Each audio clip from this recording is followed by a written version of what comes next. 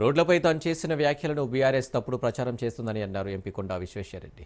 వంకర రోడ్లు తొలగించి మలుపులు తగ్గించాలని చెప్పడమే తన ఉద్దేశమని తెలిపారు.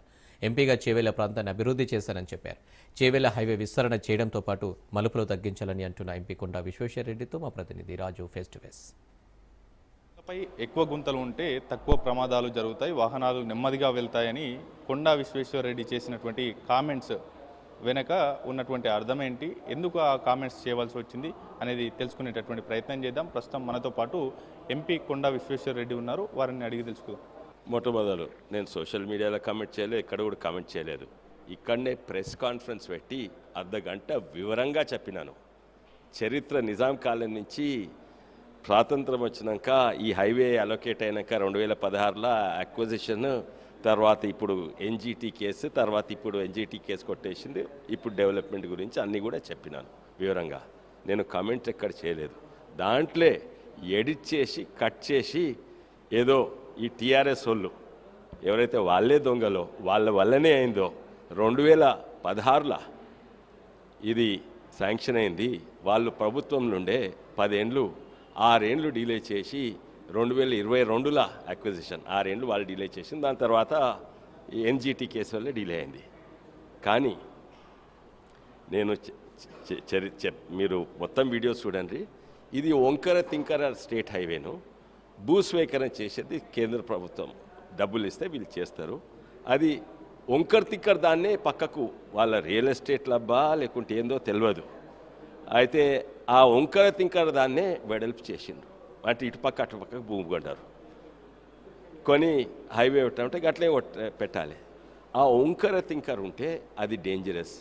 గుంతల మాటలు మాట్లాడి నేను వంకర తింకర హైవేస్ ఉంటే అది డేంజరస్. ఇప్పుడు కొత్త కార్లలో 100 కిలోమీటర్లు పోతారు. హైవే అయితే 150 కిలోమీటర్ల స్పీడ్ మీద పోతారు. అది వంకర హైవే, నున్నగా వంకర హైవే ఉంటే 150 కిలోమీటర్లు తప్పనిసరిగా పోతారు. అండ్ యాక్సిడెంట్స్ ఎక్కువైతాయి. అందుకే కొంచెమన్నా సోయి ఉండాలి.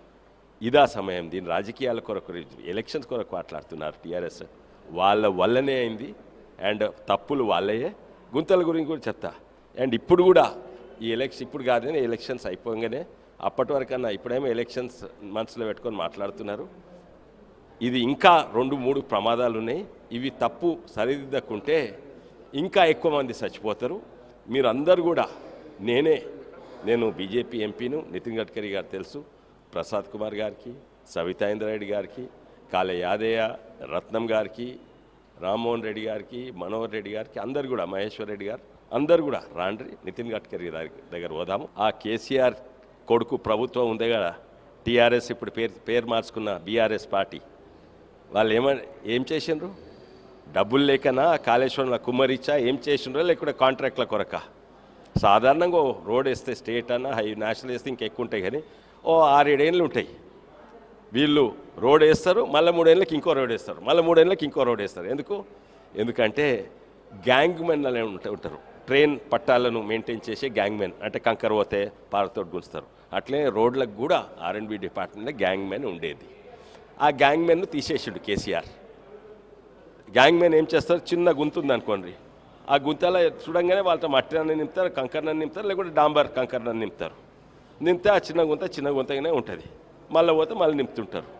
కానీ అది నింపకుంటే అది పెద్ద, దాని మీద ట్రక్లు కార్లు పోతుంటే చిన్న గుంత పోయి పెద్ద గుంట అవుతుంది. ఇంకా రోడ్లు నడపరాకుంట అవుతుంది. కొత్త హైవే వేయాలి. ఇప్పుడు వికారాబాద్ నుంచి తాండూరు ఇప్పటి వరకు 3 సార్లు వేసిండ్రు.